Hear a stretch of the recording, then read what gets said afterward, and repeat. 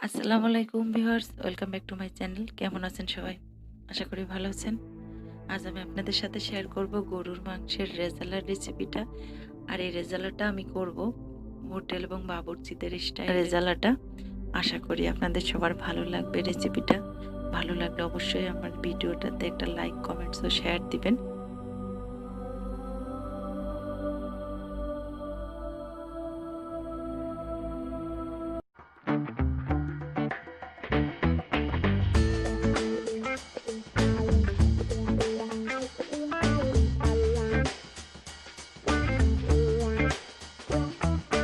এখানে আমি 4 কেজি গরুর মাংস নিয়েছি।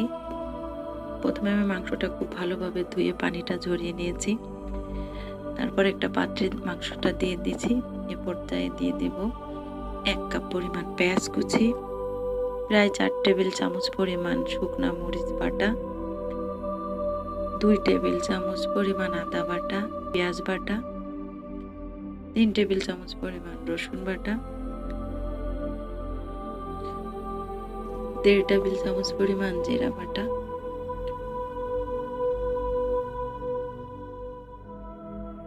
হলুদ গুঁড়া এবং স্বাদ মতো লবণ।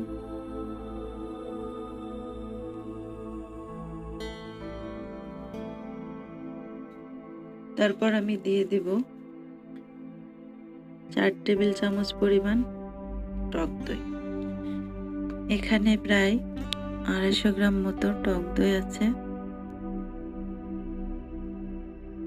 আর দিয়ে দেব 1 টেবিল চামচ পরিমাণ কাঁচা জিরা,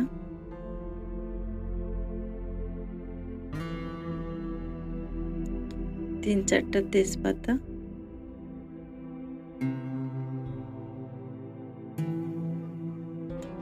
তারপর আমি দিয়ে দেব পরিমাণ মতো সয়াবিন তেল। তারপর আমি মাংসটা খুব ভালোভাবে নেড়েচেড়ে মাখিয়ে নিব। তেলের বিষয়ে আমি একটা টিপস দিতে চাই আপনাদের, জানি না কতটা কাজে আসবে। আর তা হলো, এটা আমার শাশুড়ির কাছ থেকে শেখা। 1 কেজি গরুর মাংসে 100 গ্রাম তেলটা যথেষ্ট। আসলে মাংসটা যদি ভালো হয়, 1 কেজি গরুর মাংসে 100 গ্রাম তেল দিলে সেটা আপনার মাংসের জন্য পারফেক্ট। তো এখানে আমি 400 গ্রাম মতো তেল ব্যবহার করেছি। ভালোভাবে নাড়াচাড়া করে আমি মাংসটা চুলায় বসিয়ে দিয়েছি একটা ঢাকনা দিয়ে ঢেকে।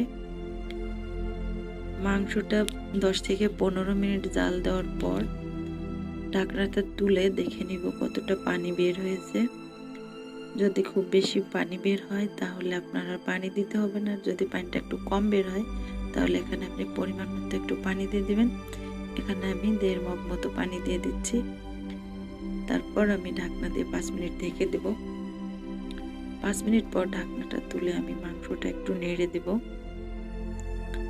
যেহেতু মাংসটা একটু বেশি পরিমাণ, তো একটু ঘন ঘন নাড়াচাড়া করে দিতে হবে যাতে নিচ থেকে লেগে না যায়। আর রেজালাতে কিন্তু আমরা খুব বেশি পানি দিই না।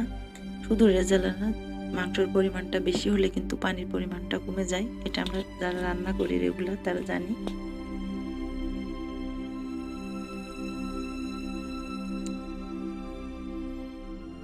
আমি ঢাকনাটা আলগা করে রান্না করব একটু।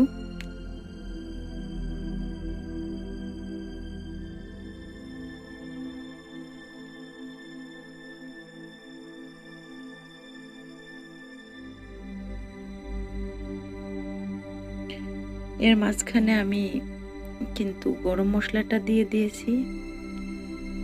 আমি এখানে 7-8টা ছোট এলাচ দিয়েছি, 8-10 পিস দারচিনি দিয়েছি, 4-5 পিস লবঙ্গ দিয়েছি। মাংসটা আমি প্রায় 30 থেকে 35 মিনিট রান্না করার পর মাংসটা সিদ্ধ হয়ে গেছে। এই পর্যায়ে আমি মাংসটা নামিয়ে নেব। নামিয়ে পরিবেশন করব। পরিবেশনের জন্য আমি একটা পাত্রে তুলে নিয়ে একটু বেরেস্তা দিয়ে ডেকোরেশন করে দিলাম।